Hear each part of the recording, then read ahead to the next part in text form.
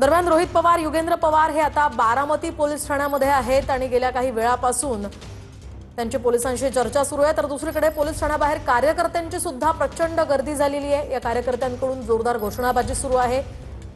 जोपर्यंत गुन्हा दाखल होत नाही बीएसआर आणि डीजीसीएवर तोपर्यंत आपण मागे हटणार नाही अशी भूमिका या समर्थकांनी घेतली आहे आणि पोलीस ठाण्याबाहेर त्यांनी ठिय्या मांडलेला आहे। या सगळ्या पार्श्वभूमीवर दुसरीकडे रोहित पवार आणि युगेंद्र पवार यांची पोलिसांशी गेल्या 50 ते 60 मिनिटांपासून चर्चा सुरू आहे। परिस्थिती चिघळवण्याचा प्रयत्न केला जातोय पहिला मुद्दा, आणि त्याच्यामुळे केंद्र सरकारने सांगितलेलं आहे की त्या ठिकाणी चौकशी चालू आहे, डीजीसीए चौकशी करत आहे, राज्य सरकारने सांगितले आम्ही सीबीआय इन्क्वायरी मागितलेली आहे।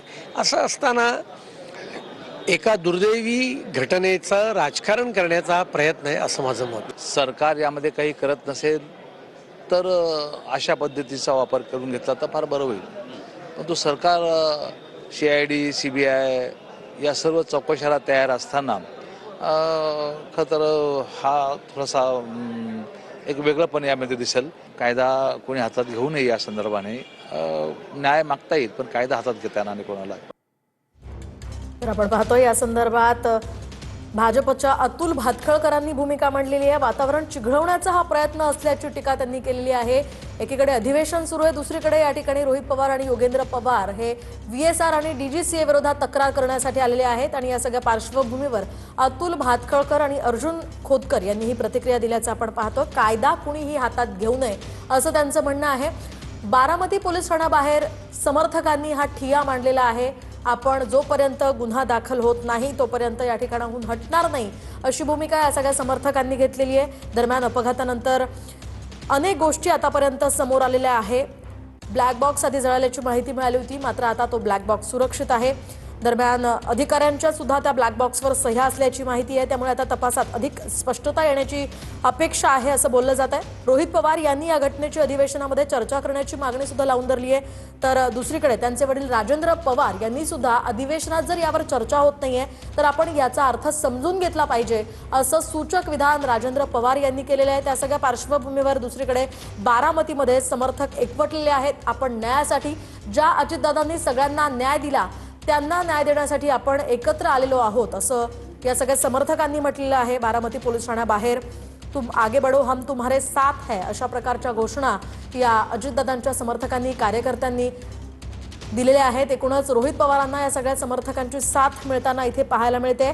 काल मुंबईमध्ये खरं तर तक्रार स्वीकारली गेली नाही असं रोहित पवार म्हणाले होते, मात्र आज बारामतीमध्ये बारामती पोलीस ठाण्यामध्ये पोलिसांशी तक्रारी संदर्भात रोहित पवार गेल्या काही मिनिटांपासून चर्चा करताना पाहायला मिळतात। साधारणतः 1 तास आता होत आला असेल आणि अजूनही रोहित पवार पोलीस ठाण्यामध्येच आहे। अजून सुद्धा पोलिसांशी त्यांची चर्चा सुरूच आहे।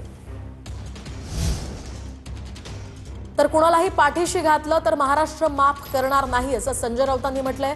भाजपमधून कुणाचा अपघात झाला असता तर हलक्यात घेतलं असतं का असाही सवाल त्यांनी विचारलाय। अजितदादांच्या विमान अपघातात सरकार हलक्यात घेतंय असा आरोप राऊतांनी केलाय। तर